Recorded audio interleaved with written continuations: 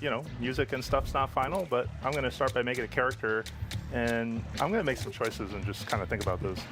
And just to set us up here for any of you who may not be familiar with the Splatoon world or the universe of the franchise, this is a world that has been devastated by a catastrophic sea level rise. It's totally wiped out humanity, so this is a post-humanity world, but some other creatures have kind of evolved and made their way back onto land, most notably the Inklings and the Octolings here, which are kind of half squid, half octopus, respectively, and half humanoid. They can kind of switch between their squid or octopus forms and their humanoid forms. Yeah, you can see Jose with an Octoling there with a big tentacle on the top of the head. Yeah. Good. I like that you have your hairband is a plastic bag, I believe. Nice. Which Right, so you might be familiar with what Splatoon is, but if you aren't, first of all, welcome. We're really happy that you're here, and we just want to kind of walk you through the basics before we get started. Out here on the Spiralite Islands. So at its core, this game is an action game with elements of shooting. So you're playing as either an Inkling or an Octoling. And, you know, what do octopuses and squids do? They shoot ink, right? Mm. So here, as Jose's getting this set up, you can see he's using the motion controls. And you can use the motion controls to kind of fine-tune your aiming. You can also look around with the right stick, right? So you're maybe using your right stick to make bigger movements and then fine-tuning that with the motion controls, which for anybody who's played Splatoon or another game in the series, it's super comfortable. I love it. It feels very intuitive. Yeah, I'm in the same boat where, like, I feel like the best piece of advice I could give someone who's new is like, hey, rotate the camera with the right stick and then use your fine-tune, your motion control just for the up and down, which really helps. But you'll see it as I fire my weapon, I fire ink, right? And there's a tank on my back that is slowly depleting. I'm gonna fire some into the ocean, because why not? And once you're out of ink, you are empty. And you'll hear that sound. Now, you'll notice that ink will slowly refill, right, as you kind of wait. But fast way to do that is to dive in. You'll see that meter kind of show up. Nice. Yeah, you'll also notice that you are slower on two legs, but if you are in ink, you can zoom and move really quick. You can transform into your swim form outside of ink. I don't recommend this. I also do not recommend jumping into water because even though we look like sea creatures, we are not safe there. And you're gonna see that I'm at danger. At the bottom left, my health bar is pretty much done. So if you take any damage in that state, then you're done. You're splatted. Yeah, that's a one-shot. Small fries especially love to like sneak up and just slap you with a spoon and get that. yeah. So you said we're gonna get our feet wet, but don't actually get your feet wet. Yeah, yeah, please don't. It was a figure of speech. Yeah. But, you know, you'll see, and as you get used to kind of the loop, right? When you fire ink, one of the coolest things about swim form is also that you reload very quickly, right? So you're able to basically kind of keep your ammo up and going. And, you know, like any good tutorial, this is just going to show you very much like, you know, it's a shooting gallery designed to just kind of help you get a basic understanding of how the game plays. But it's also going to teach you a couple things, right? Like, well, that's kind of tall, and I can't go up there. But if I put some ink on it, I also, can I just call out that I love this like animation that plays here, like as the ink kind of drifts down. It's very satisfying. Yeah, it is very satisfying. Another quick tip I want to give folks is that you'll notice from here, if I fire, nothing is happening. Really pay attention for a hit marker like that, because Yeah, that like means you're snaps in. Like yeah, you're actually going to hit versus like not having it. Another kind of, hey, I can't. Well, you can just kind of limp your way through. Yeah, there you go. yes. Yeah, this is also true for falling through grates. But this is the first big lesson in Splatoon gameplay, right? That ink that's not your color is not fun for you. You can see the health bar down in the bottom left kind of ticking down, which is, we should mention that's a new mechanic here in Splatoon Raiders. In other Splatoon games, you didn't have any visual information about what your like numerical health actually was, but actually it's pretty key in this game, so that's been added to the UI here. Yeah. Another fun new addition are these little wooden boards that you can use to kind of surf between islands and between sections. Yeah, you can't be trapped on a desert island like without a little surfing, you know. Oh yeah. Salmonids. So oh, go ahead. Oh yeah. So if you played other games in the Splatoon series, maybe you played Salmon Run, you'll recognize some of these characters. These are the Salmonids. They are fiercely territorial, and I don't know that they're going to be super happy about you being here, Jose. So Yeah. No, my favorite thing is just the boldness of salmonids. Like, once they notice that you are here, like, it is their mission to slap you with a utensil of some kind. The small fryer, you know, there's no fear over, like, the fact that I'm bigger or that, you know, these enemies are pretty weak. Yeah. Ooh, every once in a while, too, you'll see little things like this where you can, you know, jump through a squid ring, get a couple resources for doing that, too, which is kind of nice. My favorite part with the salmonids is that they have cooking ware. So like you had pointed out, like some of them have frying pans, some of them have tongs. Oh, Yeah, the salmonids as a as a species, I guess, are kind of food obsessed. They're all yeah. about deliciousness. They are seafood, and yeah. they You might- take pride in that. Yeah, you might see in their territory. I don't know if you can see anything around here, Jose, like cooking utensils and stuff. Oh, on the horizon, or like take a Looks look. like those things. Oh, There there you go. goes some skewers, right? It's like there's some Oh, skewer. It looks like maybe that's a salt grinder. What is on that? Yeah, there's a food theme going through this game too, which is kind of So- forks, utensils. Nice. Yep. Or maybe a spork. I can't tell. I'm gonna take off this way. One thing too, if you're a returning player and you're like, hey, what about like moves like squid roll? Don't worry, still here. Yeah, yeah. It feels a lot like if you're familiar with the mechanics and the gameplay of other games in the Splatoon series, it's going to feel very, very comfortable. but Very even if similar. you're not familiar with the controls, this was my first time playing a Splatoon game, and I found it really intuitive. Like the fact that a lot of the controls are the same. It's also really satisfying to like swoosh through the ink. So don't be afraid, to try this game. On the Yeah. topic of fear, though. Oh no, what are we gonna be afraid of? Oh gosh. Oh yes, Yeah, that's a big one. So this is Salty Tongue, right? that's a new salmonid for the people will not be familiar with that salmonid. It's all new for this game. This Yep, one's not you were so correct. cute. Its name is it's a salty tongue, which see its tongue right there. They got a lot of health. Oh And god. they hit pretty hard, so do not try to like stay away. They primarily charge forward and that tongue with that tongue hanging out, but yeah, just keep doing some damage. Try to dodge. And sometimes they can drop a weapon. Nice. Which is also new for the Splatoon series. You get weapons that drop, and that's going to be key to the kind of the gameplay and your adventure here is finding new loot and new weapons, and then collecting that. Yeah, I enjoy how satisfying that kind of loop is as you like go out on raids and you find more to do, more stuff that you can use. I'm just gonna peek around here real quick, just taking a little bit of the scenery. What a lonely set of islands. But oh look, there's something out I in saw the an old distance. propane tank in the water. Oh, was there? Whoa. Oh yeah. You know. Man, Oregon, good eye. Yeah. I've walked by that thing 100 times, I swear. I was like, that's not a propane tank. We made a discovery. We found something. Something busted, apparently. It's seen better days. But you know, we're out here, we're in the islands, we got to take whatever we can get, right? You know, you find something, you bring it back, you see what you can do with it. All right. Some begrudging help to get it back. Exploration bot, and we'll show you some techniques with that later. But one of the most important parts of the bot is that it allows you to take members of Deep Cut along with you to your exploration. But you may be asking yourself, who is Deep Cut? Of course, many people that are watching this and in this room know who Deep Cut is, but some of us may be new to them, myself included.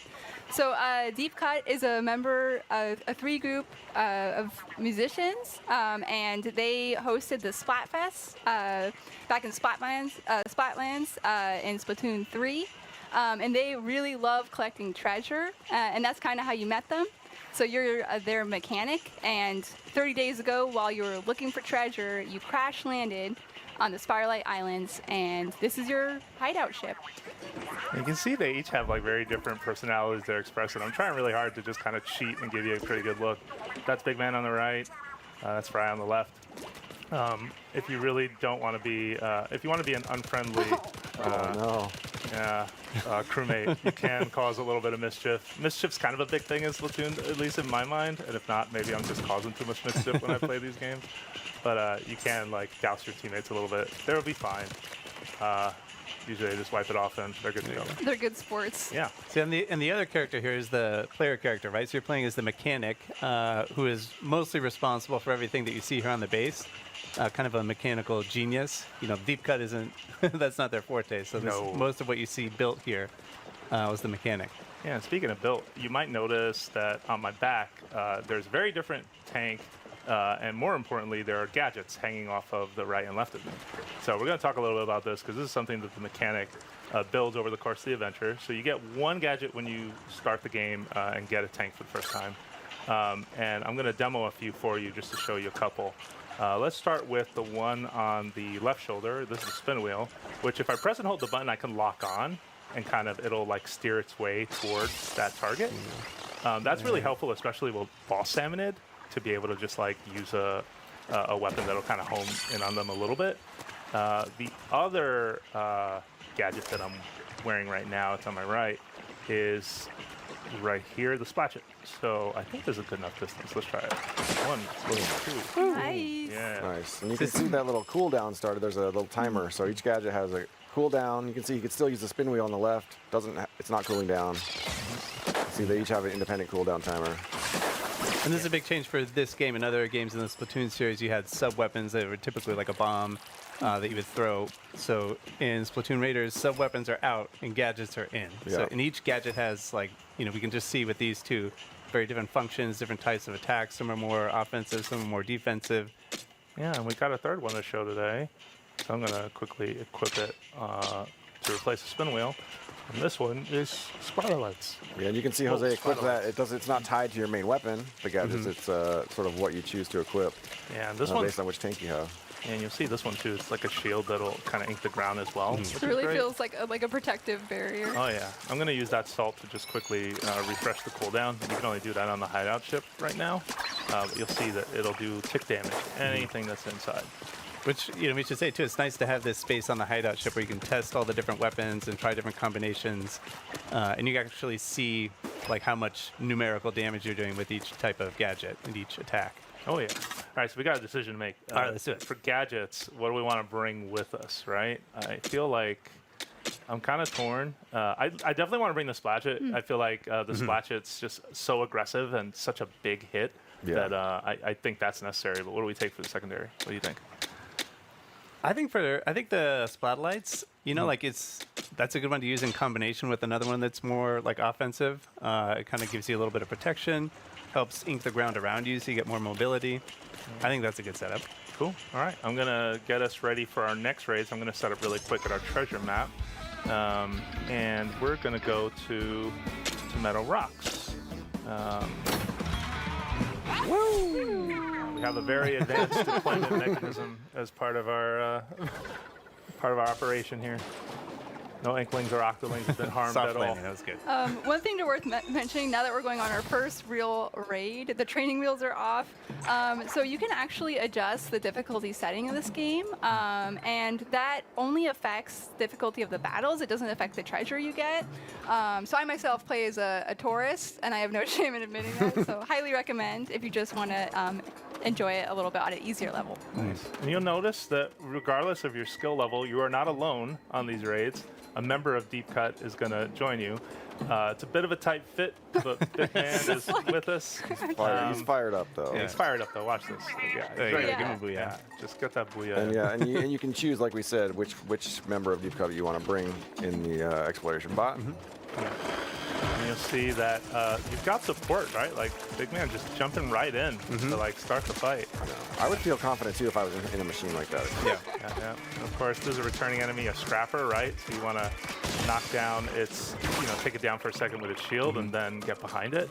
Because while it's driving at you, you can't really hit its weakness. I love these Tong Chum because much like the Chum prior, they just have more range. So they'll swing those tongs down on you. I also love how they walk. They just it makes me laugh every time. All right, so we're coming up on our first treasure site here, and you're going to see that there are kind of beams of light in the air showing you where the treasure is. That one with the spiral on it will be the last one. But when you approach these, you're going to see that it's not just the enemies that are out here. They also got more. Yeah, salmonids, a lot of their strength comes in numbers, I feel like. So if you see one salmonid, it's probably a lot more behind it. All right, now that you cleared out those enemies there, you can go ahead and use the bot to drill. And that's going to give you some spiralite shards. So that's a resource that's specific to the spiralite islands here, and that's going to help you upgrade some stuff back at the base. Yeah. Yeah, the upgrade loop is really kind of the most important part of this game, and you're going to need spiralite to get a lot of it. So you definitely want to go out of your way to make sure you're picking some up. You can see Jose just, what did you just do there? Baja. Oh man, what did I What was just do that? there? That was a Baja. Yeah, look at that. Because that was a wall that I think you could not have inked your way up that wall, I Yeah, I believe. could not. Yeah. But through the magic of the bot hop. Yeah, and you can see we've got some particular floaty physics here in the spiralite island, something keeping you in the air, in the float for a little bit longer than you normally would. Yeah. One tip though, don't transform or you fall like a stone. Yeah. Oh no. And since you can call the bot to you at any time, call it over to you, it sort of allows you to not just have the bot as backup, but bring that bot hop in any number of situations. Especially because of the nature of the combat, where you say it's like a numbers game where the salmonids are just swarming you. It's nice to be able to call the bot over and just do one of those big floaty jumps and kind of get out of trouble. Yeah, get an aerial advantage. I You love- see everything. Yeah, I love too that when you call in the bot, there's a huge like explosion of ink that follows when you drop it. Oh, yes. Yeah, Nice. super helpful to in a pinch. Let's press on. That's a stinger, and I know I showed you the bot hop, but these plants are really weird in that they also allow you to quickly jump into the air. There you go. Which can be super helpful if you're ever in a situation. And I turned this on thinking that this enemy would have kind of made its way up to me, but of course Big Man was on the case, so I didn't have anything to worry about there. But I'm gonna get a little closer to that plant and do it again, just so you can see, like when you get close to it, the leaf starts spinning some more, and when you jump the second time, you get that similar effect with the floatiness. Same rule too, if you transform into your swim form, you drop straight down. So here's our second treasure site, and they're coming in. There goes the Quahog. Oh boy. All right, I'm gonna ask Big Man to get close. I like this bot buddy jump too, just because you're able to use it as an eject button. There you go. Oh, and look at that. Nice. We can see there Jose leveled up, so he's going to get some immediate boost to his stats. Yeah, and you also will see that like over time, you get stronger as, you know, the game is obviously going to get more difficult as you play, but you also get stronger as well. So you kind of end up meeting the game kind of halfway. You'll see here, we got another group of enemies coming up. I'm going to actually use this as a good spot to just, first of all, use my spotlights to keep them back, and then charge in to finish the job. Yeah, the splasher can make quick work of a whole bunch of salmonid at once, which is nice. Oh, yeah. And we saw there the little kind of like crystallized yellow thing. That was material that you got from that enemy, and that's also going to be key for building stuff and upgrading stuff back at the base. I feel like one thing to note too, Jose has done a really good job picking up all those drops. However, even if you don't pick them up, they're still yours to keep.